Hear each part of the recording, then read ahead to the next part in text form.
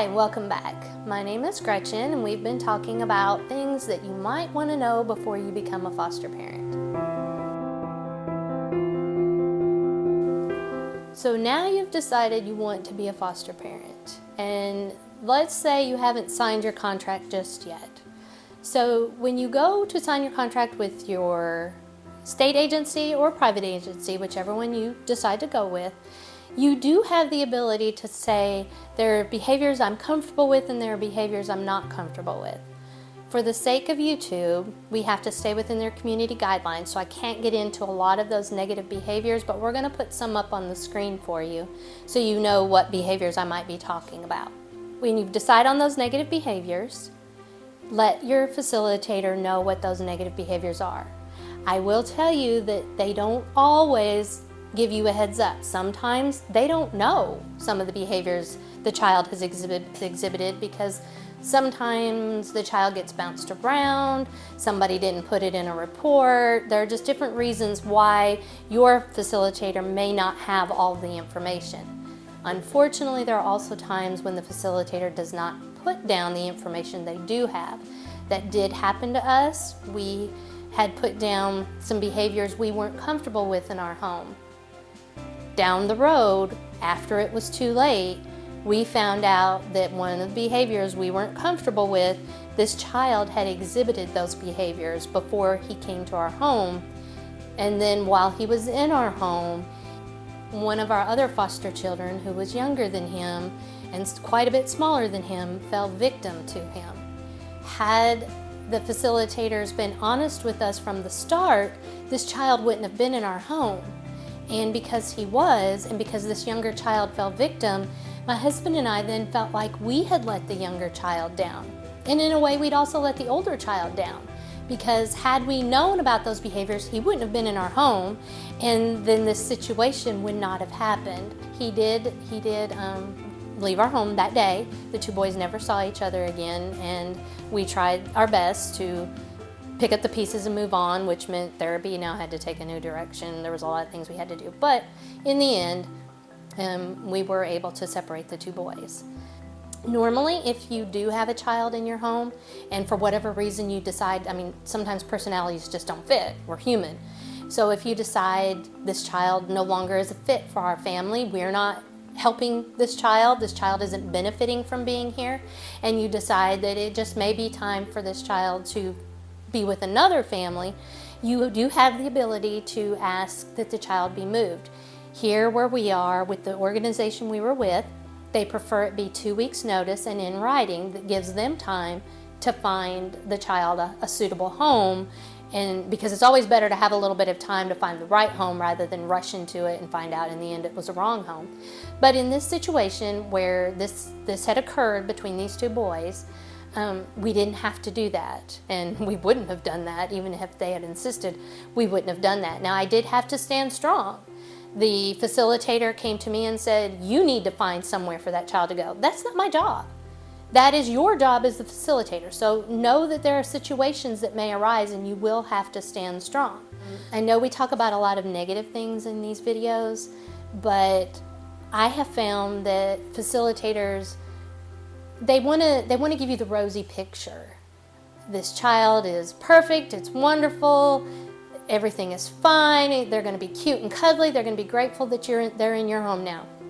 Nothing could be further from the truth. These children have suffered severe traumatic events. Just being removed from their parent, the only parent they've ever known, is traumatic, much less some of the things that have happened that led up to that removal. So the child is going to come into your home with some degree of negative behavior. There's going to be negative behavior that you're like, that's really not that bad, all the way to what we experienced where the child had to be removed from our home because we couldn't have those behaviors in our home anymore. So what we're trying to do here is just give you a full picture, things that you may not have gotten from your facilitator.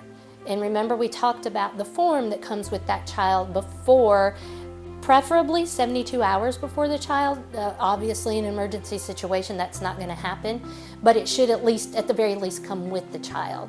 You can look it over. If there's something on there and you're saying, hey, remember I told you that this behavior was not acceptable to me, then now that even if that was an emergency placement and you see that on the form, you can say, no, please come back and get this child and move them to a different home because this is a behavior we weren't comfortable with. Try to keep those behaviors to the extreme. Really ask yourself, why am I putting this down? For our purposes, we had our youngest biological child was a girl, and at the time she was 10 years old. So we knew that the children who came into our home would not be older than 10 years old. We knew we didn't want any boys around that age of 10 years old. We wanted them all to be younger than her. And we definitely knew some of the behaviors we wouldn't be comfortable with, given the fact that we had a young daughter in our home. You are allowed to question. Don't feel guilty for questioning. Don't feel guilty for questioning and questioning again, because it is your responsibility ultimately, once this child comes into your home, to protect any other children who might be in your home. So you are just doing your due diligence in making sure what type of behaviors you are allowing in your home. I would suggest, once you've signed that contract, sign up for respite. Parents who have a regular foster child that is in their daily care are, in our state, they're allowed 1 weekend a month. Now we can roll those. If I don't use that weekend this month, next month or a few months down the road, I can save them up, and then I can take a week and go on vacation and maybe have someone else watch the child. You've gotten your form, you've had some time to look over your form, and you've agreed, okay, I'm going to take this child. One of the good things about the form, and one of the good things about having a little bit of lead time, of course emergencies are different, but having a little bit of lead time, you can talk to your facilitator. Ask them, what do you know about this child? What are some of their favorite things? What are things they don't like? So if you know this child hates vegetables, you know you're not going to push vegetables on this child. Everybody else in the house may eat vegetables, but right now that's not something we're going to mess with this child. Our goal is to make the child feel as comfortable as possible. We call this the honeymoon period. So for the first few days, usually, sometimes you'll be lucky enough to get a couple weeks, child is going to be on their best behavior because they're feeling it out. They're trying to get to know you, you're trying to get to know them. So if you know some of the child's likes and dislikes, great. Have those things available for them. If you don't, if they say, look, we don't really know much about the child, which is not uncommon, especially when you're dealing with a third party like we were, take the child. Take them to Walmart. Let them pick out the things that they like. If they pick out all candy, because they're children and that's what they sometimes want to do, try to accommodate that as much as you can this first few weeks. Obviously, you're not going to go overboard. You're not going to take them to the candy store and make sure that all they do is eat candy. But you're going to at least let them have some things that they feel comfortable with.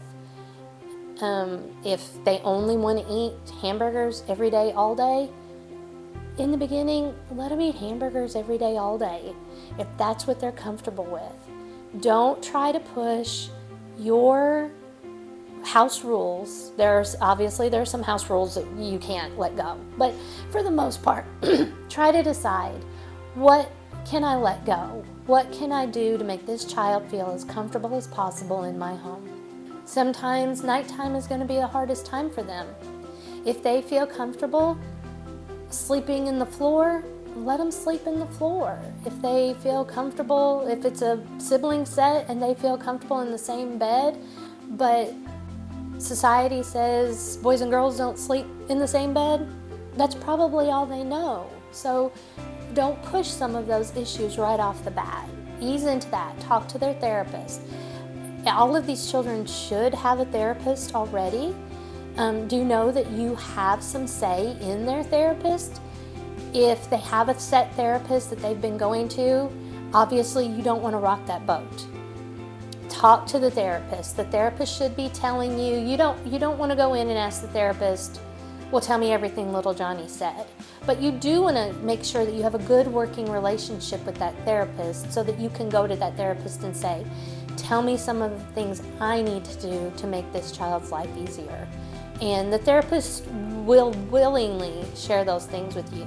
So know going into it that if this child arrives, one of your first questions is going to be, who is their therapist? When is their next therapy appointment? If you get an I don't know, or they don't have one, that's a red flag. That's a red flag for your facilitator. That facilitator should know that being taken from your home in this manner is an automatic therapy session.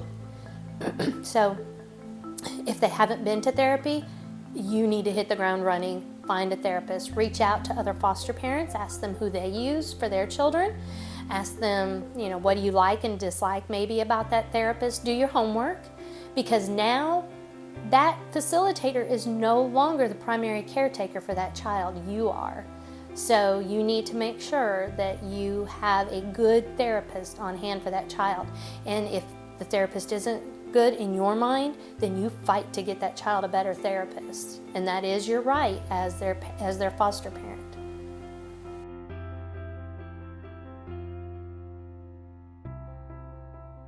So now they've been there for a couple of weeks and the honeymoon's starting to wear off. And now they're going to start to test those waters. When a child starts to test the waters for you, they may start small. Sometimes they'll go big. Ours, Blake that we had, went big. But sometimes they'll start out small, just little things to see how you're going to respond to it. My advice would be, if you can ignore it, do so. If it's something small, you said pick up that sock and they look at you and they walk by and they don't pick up that sock, let that one go. There are bigger fish to fry. Let it go. Unless that sock is annoying you, don't pick up the sock, let the sock lay. But then there are some bigger issues. When they start to make holes in the walls, when they start to threaten other people in the home, those are when you have to call in the reinforcements. If you have a good working relationship with your facilitator, and I hope you do, because if not, you may need to find someone else, and the child starts to act out in ways that aren't safe for the others and themselves or others in the household, you need to reach out to that facilitator and you need to get a plan in place yesterday. What do we do if Johnny starts to make holes in the wall? What do we do if Johnny starts to hit other children in the home or adults in the home? What is our plan? You need to have A, B, and C. You need to know, what am I going to do right now this second when this behavior starts? And then what am I going to do after that? Who am I going to call? What are we going to do? Everyone needs to have a role. You've heard the saying that it takes a village, and when you talk about foster children, it definitely takes a village. You need to have a good working relationship with your facilitator. You need to have a good working relationship with your therapist. You need to have a good working relationship with the child's teacher if they're in school. And each one of these people is an asset for you and for the child. Don't hesitate to pick up the phone day or night with your worker. That's what they're there for. If they aren't on call, someone else will be, but do not think, Johnny, it's 11 o'clock at night and Johnny's going crazy, he's hitting walls, he's throwing toys, he's threatening children in the home, but it's 11 o'clock, what do? You pick up that phone and you call that worker right then and there, because you're protecting the child and you're protecting yourself. Get a plan in place before the child gets to your home. You may not know the therapist's name yet, or phone number or contact info, but I would get that ASAP. But before that child comes into your home, ask your worker, so what should I do if 11 o'clock at night Johnny starts throwing toys and threatening others in the home? What is our plan going to be?